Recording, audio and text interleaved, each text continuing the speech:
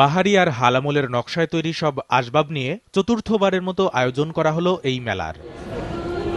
বিদেশিদের কাছে দেশীয় আসবাবপত্রের গুণ ও মান তুলে ধরতে এই প্রদর্শনীর আয়োজন করা হলেও অংশগ্রহণকারীরা জানালেন বিদেশি ক্রেতার তেমন দেখা মেলেনি। ইপিবি থেকে প্রেস কনফারেন্সে বলা হয়েছিল যে 20 জনের উপরে ফরেন বায়ার আসবে, কিন্তু গত 3 দিনে যে আজকে 3 দিন বা শেষের দিন এ পর্যন্ত কোনো ফরেন বায়ার আমার চোখে পড়ে নাই। প্রচারণার অনেকটা ঘাটতির ফলে আমরা অনেক এক্সপেকটেশন সেভাবে হয়নি, মানে ভিজিটর ওইভাবে পাইনি।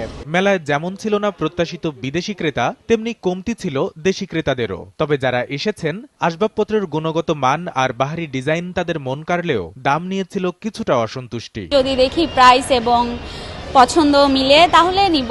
মেলার ফার্নিচারের কোয়ালিটিগুলো খুবই ভালো, বাট এখানকার প্রাইসগুলো একটু রিজনেবল হলে বেটার হয়। ইন্টেরিয়র ডিজাইনটা যেভাবে, যে ফার্নিচারটা যেটা যায়, যেই রুমের সাথে যেটা যায়, সাধারণত সেটা মিলে আমি সেটাই প্রেফার করছি নেওয়ার জন্য। এদিকে মেলার আয়োজক প্রতিষ্ঠান বলছে এই প্রদর্শনী দেশে বিদেশে আসবাবপত্রের নতুন বাজার তৈরিতে রাখবে বড় ভূমিকা। চামড়ার তৈরি জিনিস, কাঠের তৈরি জিনিস, আপনার হুগলা যে গাছ আছে সেটা থেকে তৈরি জিনিস, এই সবই কিন্তু নতুন নতুন আইটেম, সেগুলো প্রদর্শন করার জন্য আমি মনে করি এটা একটা প্ল্যাটফর্ম, এবং এই প্ল্যাটফর্মটা অত্যন্ত উপযোগী প্ল্যাটফর্ম, এবং এটা সাকসেসফুল মেলা হিসেবে আমরা বিবেচনা করছি। আসবাবপত্রের ক্রমবর্ধমান বিদেশি বাজার ধরতে এমন আরও প্রদর্শনীর আয়োজন করা হবে বলেও জানালেন আয়োজকরা। কামরুল হাসান সবুজ, সময় সংবাদ, ঢাকা।